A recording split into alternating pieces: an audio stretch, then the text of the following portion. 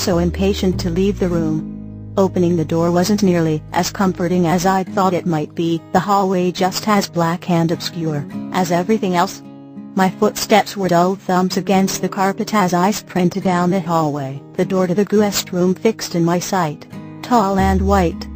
I threw myself at it, louder than intended, and grabbed the knob, turning it, and shoving the door open. To my surprise, Edward's head snapped up from where he was sitting in the middle of the bed, already awake. Two white cords hung from his ears as his hand paused over the sketchbook nestled in his lap. His hair was messier than usual, a clear signal that he'd been fretting a significant portion of the night.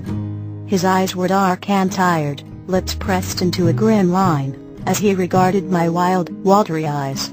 His hands came up and yanked the little earbuds from his ears, and I was already flying toward the bed. His arms, already open by the time I hurled myself on the mattress, caught me as I jumped on him. Our chests collided, and shook the bed's frame as I captured his neck in a tight, trembling embrace. Our bodies fused and molded, his warmth seeping through my thin shirt as his palm came to the back of my head. He wove his fingers through my hair, and pressed my face further into his neck.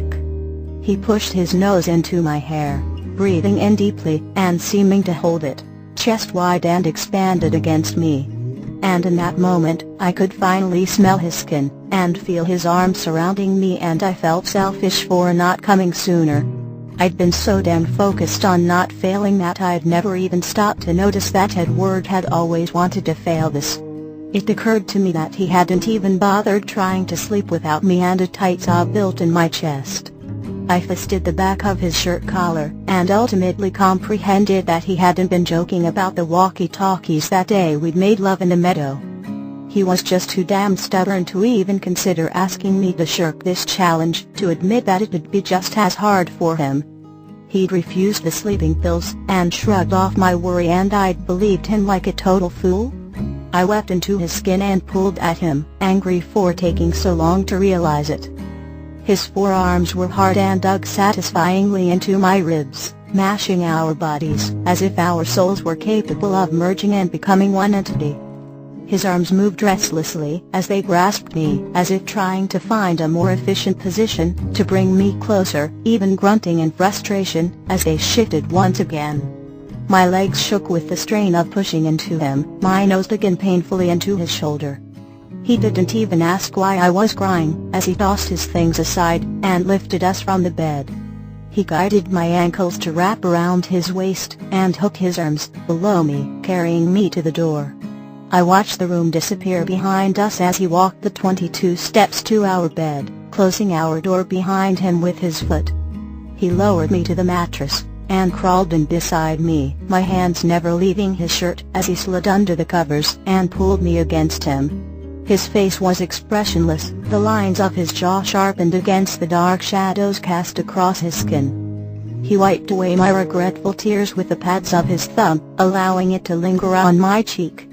"Maybe next time," he whispered, the green of his eyes nearly indiscernible through the darkness of the room.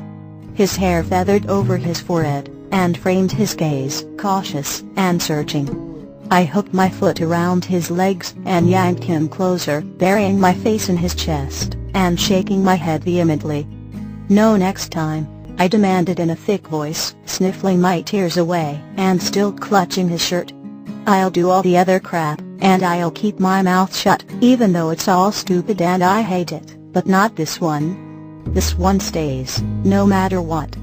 Promise me," I begged, my body slowly losing its rigidity as his palm began gliding firmly up and down my back. He shifted his shoulder, tightening his arms around me as he pledged in a hard, decisive voice that pierced the darkness. "Fuck them. It's ours, I promise." He entwined his legs with mine, and flattened his palm around my neck, holding me against him. I nodded, exhaling a deep breath into the warmth of his chest, as my hand instinctively went up his back to stroke his hair. It was silky soft between my fingers as I allowed my eyelids to finally fall, his shirt absorbing my tears. His breaths were steady and contented against me, and I could feel his lips in my hair, pressing a kiss to my head. And I knew by those 6 words, spoken in a clear and concise voice, that he couldn't bear it any more than I could. That my weakness was a relief to him, as he shared the very same one.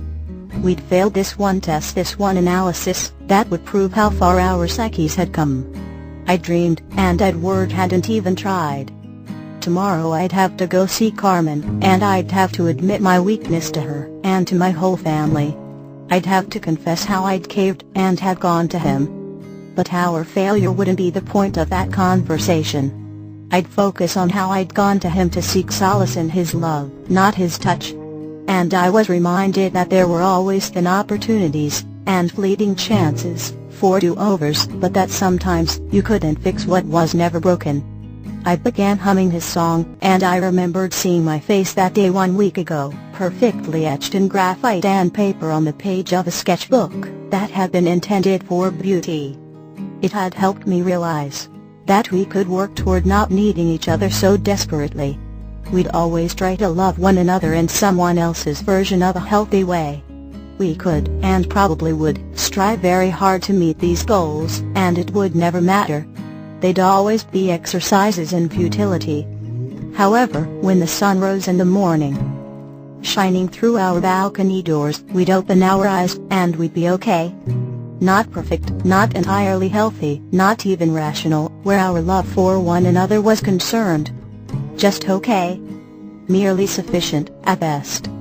But there'd be only acceptance, never shame in being 2 divine failures, as we emerged from slumber, perfectly flawed, and wide awake.